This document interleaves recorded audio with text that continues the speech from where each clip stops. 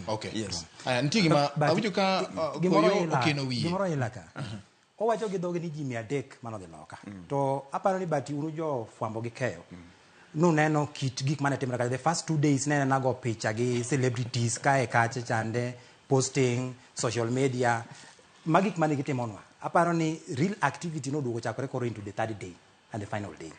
To iwinjo komera ni wacho ni ker en ng'ama duong' sana ma wantiere gi wasigu. Dagombo no mondo omera ni opimne jo Kenya. Anyaka ne nyuola pok na ng'eyo wasigu ma jo Kenya nigo. Wan pok nwadhi e lweny.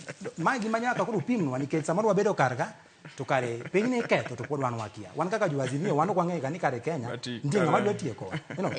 Koro it is important mondo omera ni opimnwa niya from Kenya Kwanza side en kaka ojakanyo mar serikal opimnwa ni to wasigu mage ma Kenya ni godo mamiyo ngima ker nitiere kamarach nikech Kibaki ne en ker wan onge ng'ama ne wagorego Uhuru notieko onge ng'ama nogowa mopogore gi wakora moko matis kar ka ni Al-Shabaab mantiere boda kar kae mabe mano kwaluong ni lweny Kenya pok nodhi ga lweny sani endi ane abedo jaduo moti pok aneno chieng' ma koro wawuok ni koro jolwenje wa owuok ni gore gi pinje mamoko ominda gombo ni mondo kanyo mondo ikonyo piny mondo elewa to ka tieko penjo na mugi madwa ni mondo ikonya mondo understand kaka japiny ma pesa notigo de America ni to e wuodhu ni unu paro nang'o ka jatend piny ma wageno mane wuoyo ka wacho niya sama ni ji campaign ni ng'eni jo-Azimio gi jogi okia kaka itiyo gi pesa jopiny jo-Azimio muneno kar ka gieki yako mana mwandu jopiny to en owuono kochako chopo ka chande tun koro wacho niya ni ngimane is more important